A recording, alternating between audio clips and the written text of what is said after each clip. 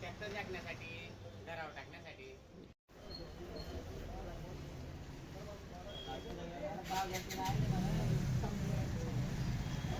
माझ्या नाही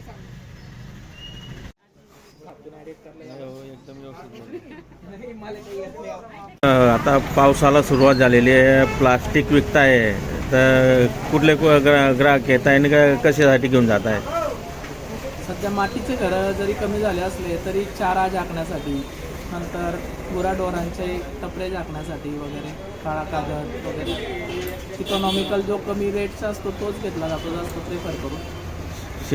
शेती उपयोगी साहित्य, उपयोगी ट्रॅक्टर झाकण्यासाठी, नंतर शेतीचे जे अवजार असतात, मशीन असतात, हार्वेस्टर वगैरे हे झाकण्यासाठी सुद्धा ते प्लास्टिकचा कागद वापरत असतात. काही जे सर्व म्हणजे गरीब कुटुंब असेल ते त्यांच्या ते झोपड्याचे पूर्ण पहाडातून पूर्ण पब्लिक येत असते आणि त्यांना जे प्रिकॉशन म्हणून घेतात. यावर्षी पावसाळा जरी लेट झाला असला तरी इकॉनॉमिक कमी असल्यामुळे आपल्या एरियातली, त्यामुळे लोक टायमावरच घेऊ असं हिशोबाने. बरोबर. साधारणतः कोणत्या काय भाव आहे आणि कुठल्या याला जास्त मागणी असते? कागद 120 रुपये, 100 रुपये किलो असं एक अलग अलग प्रकारचे असतात. अलग अलग प्रकारचे असतात. ताडपत्रे असतात नंतर साईज वाईज. म्हणजे आता पाऊस कालपासून सुरू झालेला आहे, तर त्यामुळे गर्दी वाढलेली दिसते. गर्दी वाढलेली आहे, पण मग आता लोक शेतीच्या कामांना पण लागल्यामुळे एवढी गर्दी नसते, थोडी थोडी असते. जर म्हणजे महिनाभर फक्त वाट पाहावी लागली असेल पाऊस, महिनाभर पूर्ण स्लॅक सीझन होता.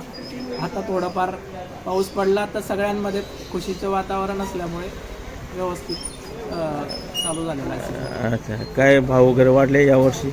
5-10 रुपये आणि हे प्लास्टिक दाण्याचे भाव वाढल्यामुळे पण थोडंफार प्लास्टिक वर्जिन जो कागद आहे त्याच्यात थोडेफार भाव वाढले. दादा, हे प्लास्टिक घेण्यासाठी आले कशासाठी? याचा वापर कशासाठी?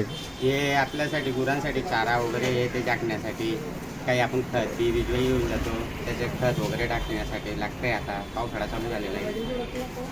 किती घेतला कागद? हा कागद घेतलेला आहे 18x36. 18x36. आता पावसाळा सुरू झाल्यामुळे आता पाण्यापासून बचाव करण्यासाठी चारा आहे, खतं ठेवलेले आहे त्याच्यासाठी. कुठून आले? उमलटी.